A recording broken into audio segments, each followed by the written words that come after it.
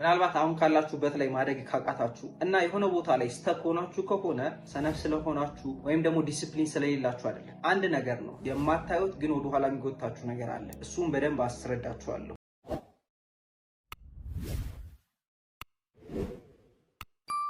እምነት ይባላል። ሁላችንም ውሳኔዎቻችንን እንድንወስን የሚያደርገን እያንዳንዱ እንቅስቃሴና ተግባሮቻችንን የሚያስኬደው ይሄ እምነት የሚባል ነገር ነው። እምነታችን ነው ህይወታችንን የሚወስነው ማለት ነው። ብዙ ሰው ይለፋል፣ ይጥራል፣ በጣም መልፋት እንዳለበት ስለሚያስብ ደግሞ ቱማች ስራ ላይ ይሆናል። ነገር ግን ውጤት አያመጣም። ለምን ካላችሁኝ አሁንም እምነቱና ስራው የተለያየ ስለሆነ ነው። አይሆንልኝም፣ ባይሳካልኝስ ወይም ደግሞ አይገባኝ የሚል እምነት ኖሮት አንድ ሰው ግን ደግሞ 24 ሰዓት ቢሰራ ውጤት ያመጣሉ ካላችሁኝ ጭራሽ አያመጣም። ምክንያቱም ተግባሩ ሁሉ ወደኋላ የሚወስድ ነገር ወዴት ነው የሚወስደው ካላችሁኝ ወደ እምነቱ ነው የሚወስደው። እምነት ምንድነው ካለን እውነት ብለን የተቀበልናቸው ነገሮች ናቸው። ብዙዎቹ ደግሞ ውሸት ሊሆኑ ይችላሉ። ምክንያቱም እምነቶቻችንን ይዘን የመጣ ነው ከቤተሰቦቻችን ከአስተዳደጋችን ገና እኛ ምንም በማናቅበት ጊዜ ላይ ነው እምነቶቻችንን የገነባ ነው። ለምሳሌ ትልቁ እምነታችን ምንድነው ካላችሁ ስማችሁን አምናችሁት ነው። እንዴት አመናችሁት ከተባለ በድግግሞች ተነገራችሁ። አቤልነህ አቤልነህ አቤልነህ አቤልነህ ተባለ። ትምህርት ቤት ትገባላችሁ፣ በነጥብ ነጥብ ነጥብ ጽፉታላችሁ። ከዛ ደግሞ ተገጣጥሞ ጽፉታላችሁ። ደጋግማችሁ ለአእምሯችሁ ምን እያደረጋችሁ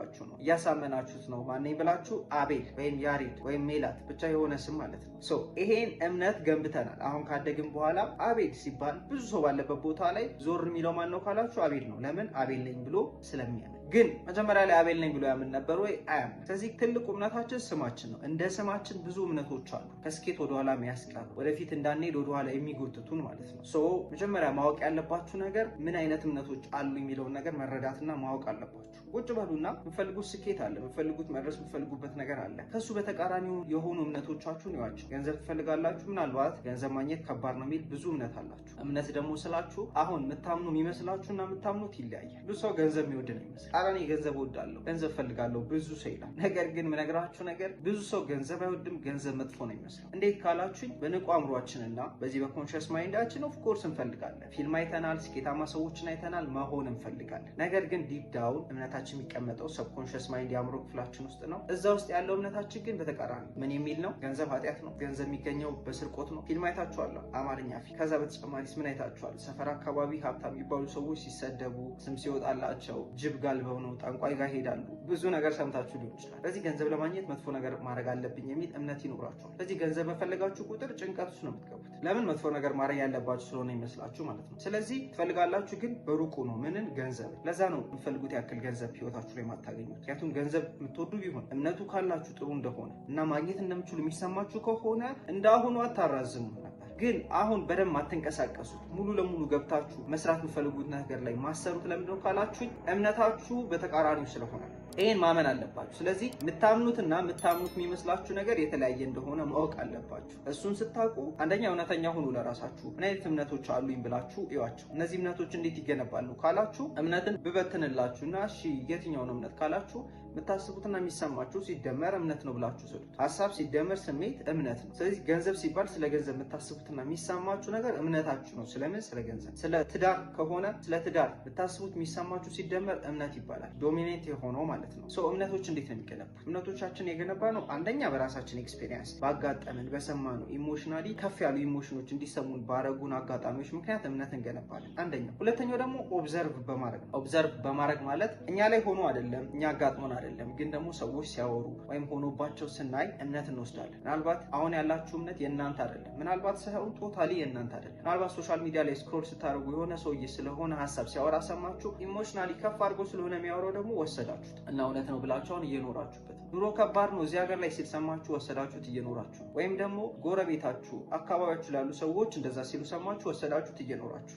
አንድ ሰውን ውጤታማ ሊያደርገው የሚችለው ውጤታማ እንዳይሆንም ሊያደርገው የሚችለው እምነቱና እምነቱ ብቻ ነው። እንዴት ካላችሁ ከአንድ አይነት ቤተሰብ ወጥቶ የተለያየ አይነት ውጤት ያላቸው ልጆች አሉ። ምሳሌ ከድሃ ቤተሰብ ወጥተው ምናልባት አይ ሀብታም ስለሆነ እኮ ነው የገሌ ቤተሰቦች ሀብታም ስለሆኑ ነው ልጅየው ሀብታም የሆነው ልትሉ ትችላላችሁ። ግን ደግሞ ከድሃ ቤተሰብ ሁለት ልጆች ወጥተው አንዱ ሀብታም አንዱ ድሃ ሊሆናል። ለምን ካላችሁኝ ባላቸው እምነት ምክንያት። አንደኛው ይዞት የመጣውን እምነት መቀየር ስለቻለ ማለት ነው። ስለዚህ እምነቶቻችሁን እስካልቀየራችሁ ድረስ ህይወታችሁን መቀየር ይከብዳችሁ። ስለዚህ የመጀመሪያው እምነቶቻችሁን ማወቅ ነው። ምን አይነት ሀሳቦች፣ ምን አይነት ስሜቶች አሉ። ስለዚህ ስለምፈልገው ነገር፣ ስለ ገንዘብ፣ ስለ ትዳር፣ ስለ ሶሻል ሚዲያ፣ ስለ ስኬት፣ ስለ መታየት። ምናልባት መታየት አትፈልጉ ይሆን፣ ስኬታማ መሆን አትፈልጉ ይሆን። ምናልባት ሀብታም የሚባሉ ቤተሰቦቻችሁ የቤተሰብ ስብሰባ ላይ ስትሰበሰቡ ይታሙ ይሆናል። ካሌ እኮ እንደዚህ ብር ካገኘ በኋላ አብራችሁ አምታችሁ ሊሆን ይችላል። ስለዚህ ጭንቅላታችሁ ምን ብሎ ይወስዳል? ነገም እኔ ሀብታም ስሆን እንደዚህ ነው ሰው የሚያማኝ፣ ስለዚህ መታመጥ አልፈልግም፣ ስኬታማ ባልሆን ይሻለኛል። ይሄ ሁሉ ይሄ ሆን ብላችሁ እያሰባችሁ የምታደርጉት አይደለም። እሺ ሰብኮንሽስሊ ግን ከኋላ የሚቀመጥና ያለ ነው። እምነታችሁን ማወቅ ከፈለጋችሁ ተግባሮቻችሁን እዩዋቸው። እያንዳንዱ የምታደርጓቸው ተግባሮች ወደ ስኬት የሚወስዱ ናቸው? እርግጠኝነት ያላቸው ናቸው ወይስ ጥርጣሬ ያላቸው ናቸው? እምነታችን ህይወታችንን ክሬት ያደርጋል። እምነታችን በየቀኑ የሚመጡ ሀሳቦችን ዲተርማይን ያደርጋል። እኔ አይሆንልኝም አይሳካልኝም የሚል እምነት ያለው ሰው እንደዚህ አይነት ሀሳቦችን ነው ይመጣለት ያንን የሚያረጋግጡ። በየቀኑ ስራችን ምን እንደሆነ ታውቃላችሁ? ውስጣችን ያለውን እምነት እውነት ማድረግ ነው ስራው። አእምሯችን እውነት ማድረግ ነው ማለት ማረጋገጥ፣ እውነት እንደው ገና ጠዋት ስትነሱ እኔ ምንም ነገር በቃ እየሆንልኝ አይደለም እድለኛ አይደለሁ የሚል ሰው ገና ጠዋት ከተነሳ ጀምሮ እድለኛ እንዳልሆነ ይሄ እምነቱ እውነት እንደሆነ የሚያሳዩ ነገሮችን ነው የሚፈልገው ካላችሁ አእምሮ። ስለዚህ ይሄ እምነታችን ሀሳብ እንድናስብ ያደርገናል። ያ ሀሳባችን ደግሞ ኢሞሽን ስሜት ሰውነታችን ላይ ይፈጥራል። ከዛ ስሜት ተነስተን ደግሞ ተግባር ውስጥ እንገባለን። ያ ተግባር ውጤት ያመጣል። ስለዚህ መነሻው ምናችን ነው? እምነታችን ነው። እምነታችን ራሳችን የምናይበትን መንገድ ዲተርማይን ያደርጋል። ተግባር ውስጥ የምንገባበትን መንገድ፣ ሁሉንም ነገር ማለት ነው። የሚያጋጥሙን ሰዎች፣ የምናገኛቸው ሰዎች፣ እኛን የሚከቡን ሰርክላችን ውስጥ ያሉ ሰዎችንም ዲተርማይን ያደርጋል። ስለዚህ እምነታችን በመቀየር ህይወታችን መቀየር እንችላለን ማለት ነው። ስለዚህ እምነታችሁን ለመቀየር ምንድነው ማድረግ ያለባችሁ? የመጀመሪያው ነገር ሁሌም ማድረግ ያለባችሁ ነገር አዌርነስ ነው። ምን አይነት እምነቶች፣ ምን አይነት ሀሳቦች፣ ምን አይነት ስሜቶች አሁን ላይ አሉ። እውነተኛ ሆናችሁ ለራሳችሁ ቁጭ ብላችሁ እሱን ማድረግ ከቻላችሁ አዌር ትሆናላችሁ። አዌር ስትሆኑ ደግሞ ለመቀየር ቀላል ይሆናል። ስለዚህ የእሱን ተቃራኒ ደግሞ ትጽፉና ሀሳብ፣ የእሱን ተቃራኒ ስሜቶች ትጽፉና ቀናችሁ ላይ ያ አዲስ ያላችሁትን ሀሳብ ማሰብ፣ አዲስ የሚፈልጉትን ስሜት እንዲሰማችሁ ማድረግ መለማመድ አለባችሁ። እንዴት ካላችሁኝ ከዚህ በፊትም ነግሬያችኋለሁ። ማድረግ ትችላላችሁ። ሲምፕል ነው። ለምሳሌ አሁን አረንጓዴ ውሻ ብላችሁ በጭንቅላታችሁ በሉ 1 2 3 ስላችሁ በውስጣችሁ አፋችሁን ሳታወጡ ትሉልኛላችሁ። 1 2 3 አሁን አረንጓዴ ውሻ እንዳላችሁት ቀኑ ሙሉ የማትፈልጉትን እምነትና የማትፈልጉትን ሀሳብ እያሰባችሁ ነው የምትሉት። በሱ በተቃራኒው ደግሞ የምትፈልጉትን ማሰብ ትችላላችሁ። እንደኔ አይነት ኮንፊደንስ የለው ሰው የለም። በአፋችሁ አይደለም፣ ይህም በጭንቅላታችሁ። ሰልፍ ቶካችሁ ሀሳባችሁ ሲቀየር በድግግሞች ስሜታችሁም ይቀየራል። ስሜታችሁ ሲቀየር እምነታችሁ ተቀየረ ማለት ነው። እምነታችሁ ሲቀየር ደግሞ ተግባራችሁ፣ ውጤታችሁ መቀየሩ አይቀርም። ስለዚህ የምትፈልጉትን ሀሳብ ደጋግማችሁ ማሰብ፣ የሚሰማችሁን ስሜት ደግሞ እንዲሰማችሁ ለማድረግ ያ የምትፈልጉትን ነገር ሲሳካ የምትወዱት ሰው፣ የቅርቤ ነው የምትሉት ሰው እንዴት ነው ትሪት የሚያደርጋችሁ ማለት እንዴት ነው ኮንግራቹሌሽንስ ሚላችሁ። ኮንግራቹሌሽንስ ሲላችሁ እያያችሁ እንዲሰማችሁ አድርጉ። ቁጭ በሉና 5 ሰከንድ አይናችሁን ጨፍናችሁ ይህን በማድረግ ስሜታችሁ፣ ሀሳባችሁ ውጭስ እምነታችሁን መቀየር ትችላላችሁ። ይህን ሲቀይሩ ነግራችሁ ተግባራችሁ ይቀየራል። ተግባራችሁ ተቀይሮ ደግሞ ውጤታችሁ አለመቀየር አይችልም። ይህን አድርጋችሁ ውጤታችሁን ቀይራችሁ እንደምንገናኝ በጣም እርግጠኛ ነኝ። ዋን ቱ ዋን ኮቺንግ የምፈልጉ ሰዎች ካላችሁ ሁሌም እንደምነግራችሁ ዲስክሪፕሽን ላይ ባለው ኮንታክት አውሩኝ። እንዲሁም ደግሞ ያገኛችሁትን ነገር ኮሜንት ላይ ጻፉልኝ። ይመቻችሁ።